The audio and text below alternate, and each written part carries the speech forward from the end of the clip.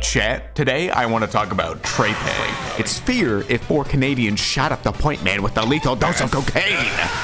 I'm sorry, tack shooter master race. Your slurs cannot save you. This is a movimento shooter. You're gonna have to actually use your left hand. But I digress. The gunplay is look at that reload animation. And the physics hyper real. Anyways, the player toolbox is crazy. But get it twisted. The game's depth doesn't come from infinite weapon combos. It doesn't even really come from the movement. It comes from trying to understand what the frick is going on.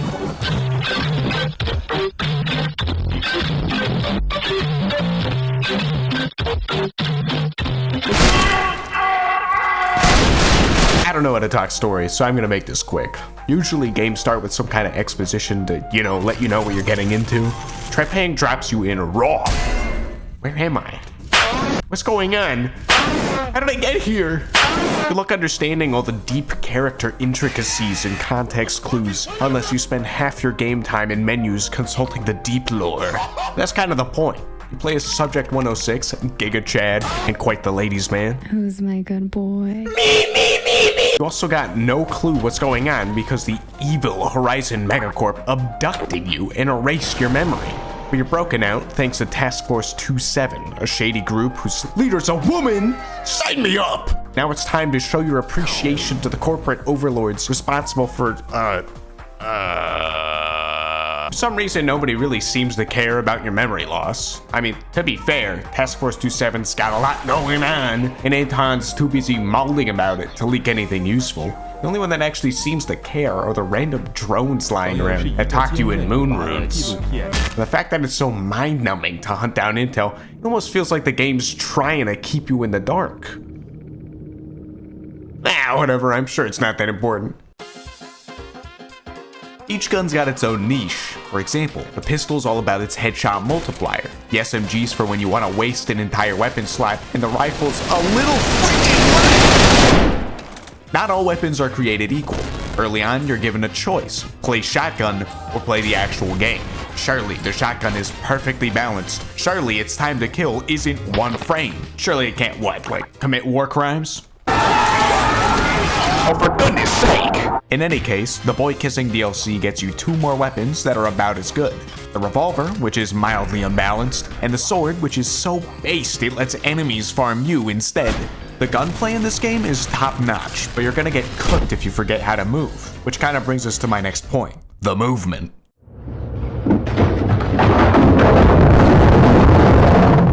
As you might have guessed, the movement shooter's got a lot of movement tech.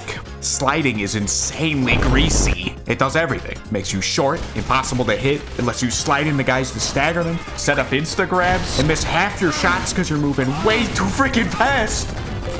But if that's too much stimulation, you can always just toggle sprint and go get. Chat, are we cooking? The game adds a stamina bar to remind you that you're still fat in real life. It for real only exists to piss you off. The only time it's fun is when you get to pretend it doesn't exist. The second 106 game ends someone for like 5 seconds, you get infinite stamina. For 106, this manifests as a crippling addiction to workplace violence. For the player, it manifests as treating your keyboard how you treat your wife.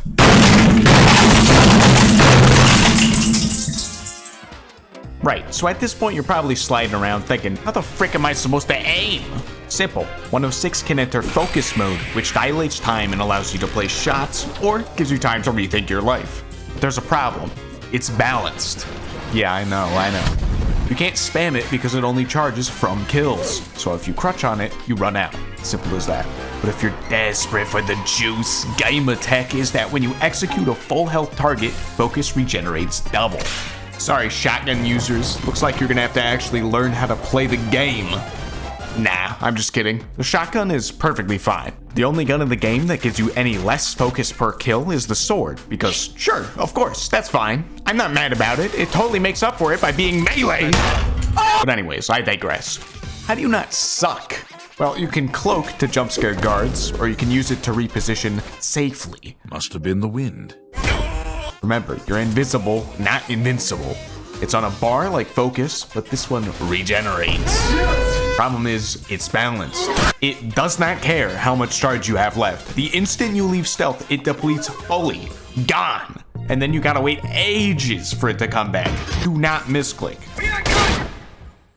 Oh my god! With somewhat human levels of brain activity, you can win pretty much any fight by sliding in, abusing focus, and cloaking out. But the devs bait you by dividing the game into two difficulties, easy and in easy mode, you get to have fun in the sandbox. In rage mode, you get violated.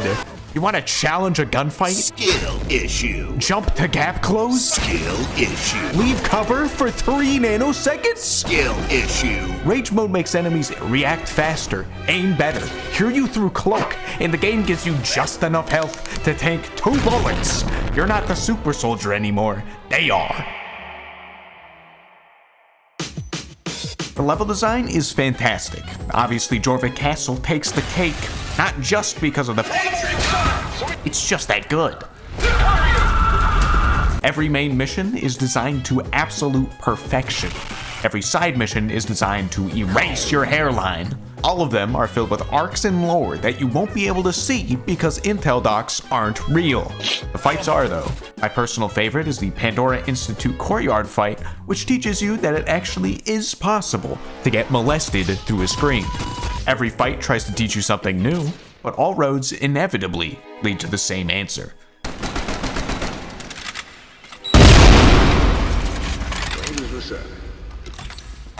In conclusion, music good, so game good. The Pang is a banger, and I highly recommend it if you need to live out your evil simp fantasy. Anyways, thank you for watching. Better stuff coming soon, so until next time, have a good one.